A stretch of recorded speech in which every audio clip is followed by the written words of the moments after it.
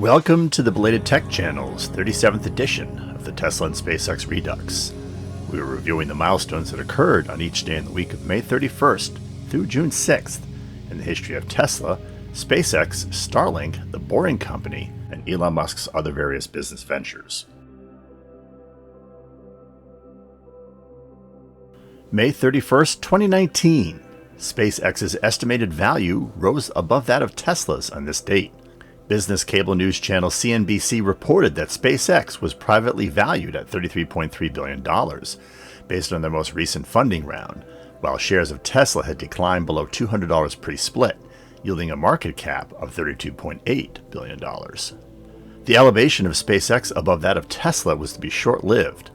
As of 2021, Tesla's stock price values the company at about $600 billion, while the most recent funding round valued SpaceX at $74 billion. This channel isn't really in the business of making predictions. We specialize more in hindsight. But if the Starlink constellation in the Starship succeeds, it's our view that SpaceX will eventually exceed Tesla's enterprise value once again. We'll keep you posted.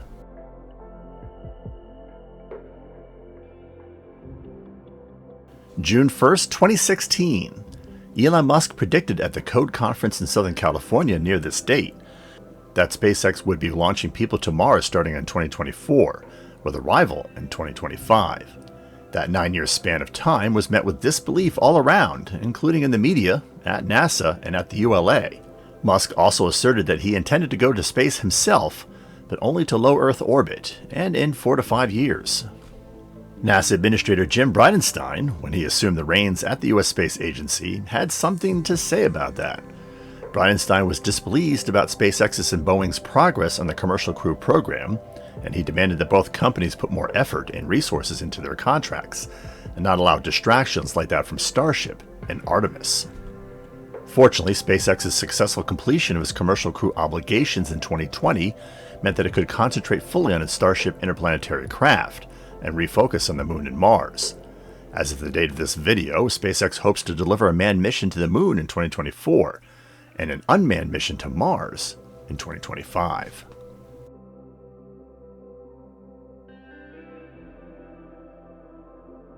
June 2nd, 2015.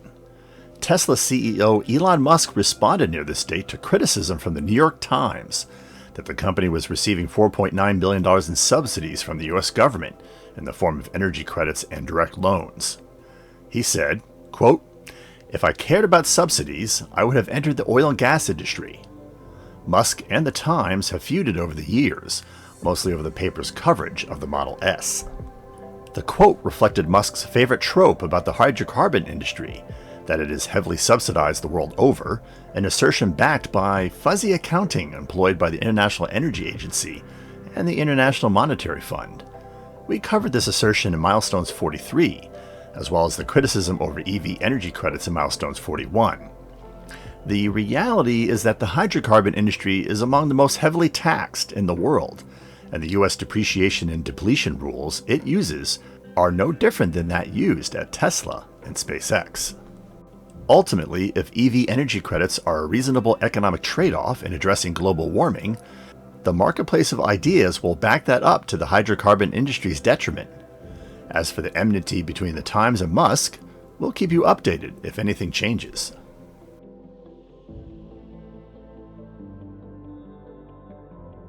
June 3rd, 2016. Elon Musk tweeted on this date, quote, "Just heard that Norway will ban new sales of fuel cars in 2025. What an amazingly awesome country. You guys rock." Unfortunately, this action widely reported in the US media turned out not to be accurate. Norway was merely considering on increasing subsidies for electric vehicles and disincentivizing ICE vehicles in order to decrease the use of ICE vehicles in the country. Norway's impact on global warming and energy use is actually complicated. While it is true that hydroelectric plants generate roughly 98% of the country's electric power, it is also true that Norway is one of the world's largest producers of hydrocarbon energy. Hydrocarbon exports comprise 40% of its total and 20% of its GDP, and it is a significant component of its federal spending. Thus, its focus on EVs could be interpreted as more of a practical indulgence rather than altruism.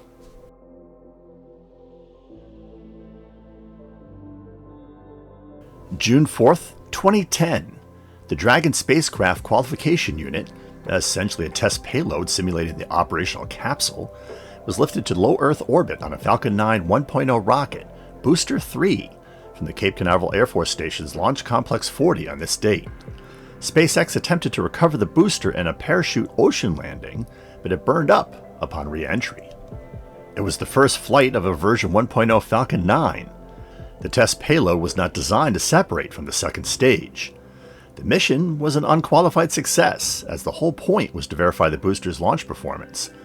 Nevertheless, SpaceX was undeterred on its mission to recover its boosters, which it finally managed to do 4 years later.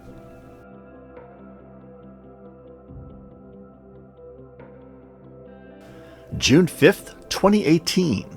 The SES-12 communications satellite was lifted to orbit on a Falcon 9 B4 rocket, Booster 1040, from the Cape Canaveral Air Force Station's Launch Complex 40 near this date. No attempt was made to recover the booster. The SES-12 was designed to serve the Middle East and the Asia-Pacific region at the same place as the older SES-8, and was the largest satellite built for SES to that date. While the booster was a Block 4 variant, the second stage was a Block 5 version, delivering more power towards a higher supersynchronous transfer orbit.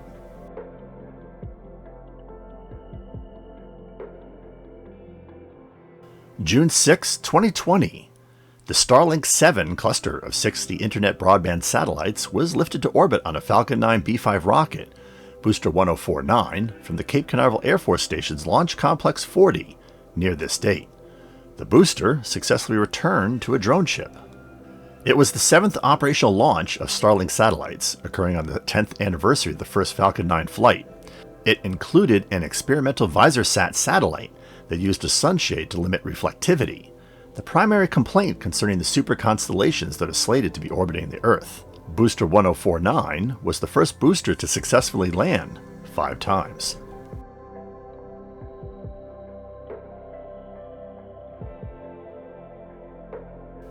Before we get to the current event of the week, we want to see if you enjoyed this 37th episode of Belated Tech's Tesla and SpaceX Redux.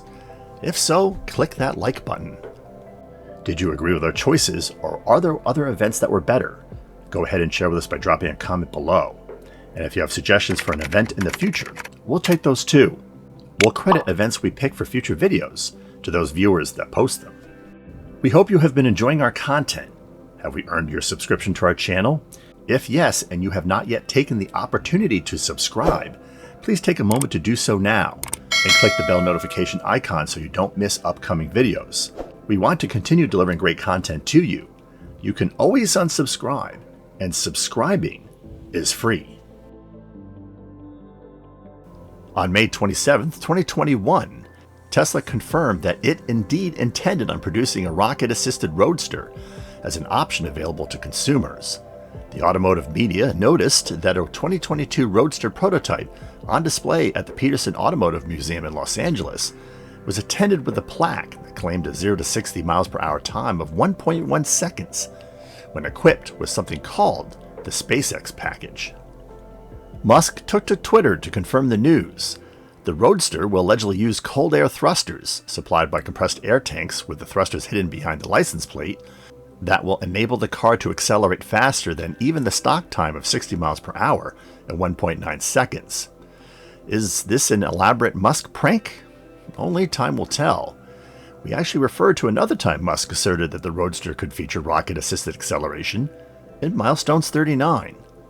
Scoff at your own risk.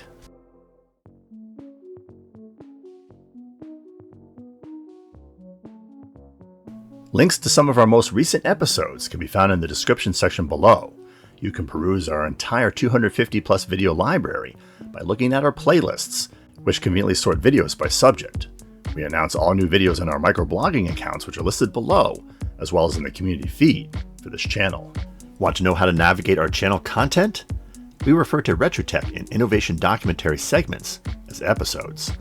Coverage of current events in space exploration, science and technology are labeled as shorts. Space and tech history are documented in an anthology called Milestones. And gameplay recordings can be discovered on the Belated Tech gaming channel in videos called walkthroughs and side missions. Stay connected by occasionally checking our Instagram feed and Minds page, where we post content from our upcoming episodes and from episodes past that you may have missed, and where we cover current news and events related to channel content. Thanks for watching.